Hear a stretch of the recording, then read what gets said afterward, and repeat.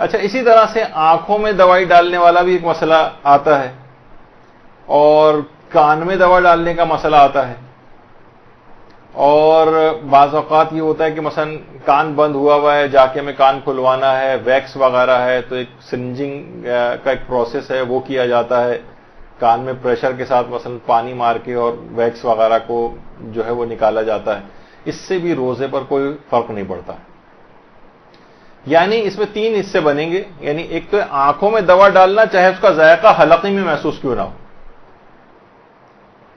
اس سے روزے پر فرق نہیں پڑتا۔ کان میں دوا ڈالنا بھی جائز ہے۔ ناک میں قطرے والی ایسی دوا ڈالنا کہ وہ بہہ کر قطرے، عام طور پہ دیکھیے اس میں سب سے بڑی غلطی یہ ہوتی ہے، عام طور پہ جو لوگ اسپرے کرتے ہیں، چلیں اسپرے میں ایک آپ کو بہت سے مریض ایسے ہیں کہ ناک ان کی بند رہتی ہے، ان کو ایک اسپرے کرنے کی ضرورت پیش آتی ہے، لیکن اسپرے کرنے کا ان کو طریقہ نہیں پتا ہوتا۔ مثلا وہ لیٹ کے اسپرے کرتے ہیں ناک میں، تو ایک تو اس سے دوا کی بہت زیادہ مقدار اندر جاتی ہے،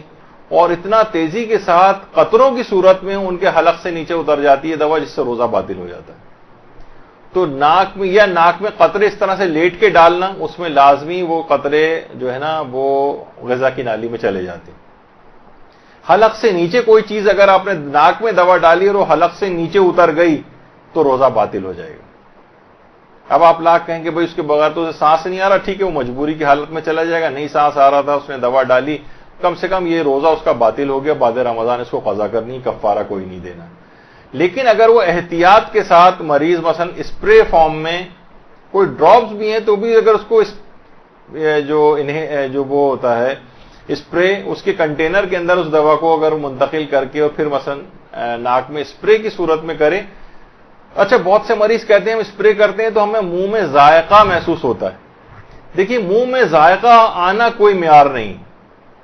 منہ میں ذائقے آنے سے کوئی فرق نہیں پڑتا ہے، بس حلق سے نیچے غذا کی نالی میں دوا نہیں جانی چاہیے۔ اور اگر آپ کو شک ہے کہ پتہ نہیں غذا کی نالی میں دوا گئی یا نہیں گئی، تو اس صورت میں بھی، اس حالت شک میں بھی روزہ صحیح رہتا ہے۔ البتہ بس شروع میں یہ اطمینان ہونا چاہیے کہ دوا جو ہے یہ غذا کی نالی میں نہیں جائے گی، اور پھر بعد میں شک رہ کے پتہ نہیں گئی غذا کی نالی میں یا نہیں، تو اس صورت میں بھی روزہ صحیح سمجھا جاتا ہے۔ تو آنکھ میں اور کان والے میں اتنا زیادہ مسئلہ نہیں ہے، اور ناک میں دوا قطروں کی صورت میں ڈالنے سے وہ حلق کے نیچے اتر سکتی ہے، لیکن اسپرے کی صورت میں اگر بہت زیادہ پاورفلی اسپرے نہ کیا جائے اور کہ وہ قطرات کی صورت میں غذا کی نالی کے اندر چلا جائے، اور یہ والی احتیاط کر لی جائے، ہلکے سے اسپرے کیا جائے،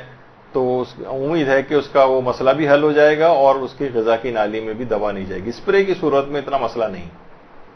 بس یہ احتیاط کر لی جائے۔ تو یہ 3 چیزیں اس کیٹیگری بنتی ہیں اس میں۔ ہاں، البتہ آنکھوں میں سرما لگانا یہ جائز ہے،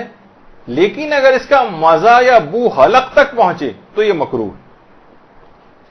اچھا، ابھی آنکھوں میں دوا ڈالنے والا مسئلہ تھا، اس میں ہم نے کہا کہ حلق تک بھی پہنچ جائے تو بھی کوئی مسئلہ نہیں، ابھی آپ نے اس سے پہلے دیکھا۔ سرما لگانے میں کہہ رہے ہیں کہ مکروہ ہے، کیونکہ یہ روایات میں یہ چیز آئی، تو مکروہات بھی ہم اپنی مرضی سے نہیں بنا سکتے۔ جو مکروہ چیزیں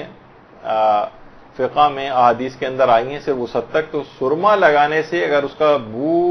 اس کا مزہ یا بو حلق تک پہنچے تو یہ مکروہ ہوتا ہے۔ اب پتہ نہیں، کیونکہ ہم نے تو کبھی سرما نہیں لگایا، آپ لوگوں کو زیادہ پتا ہوگا خواتین کو کب ایسا ہوتا ہے کب نہیں۔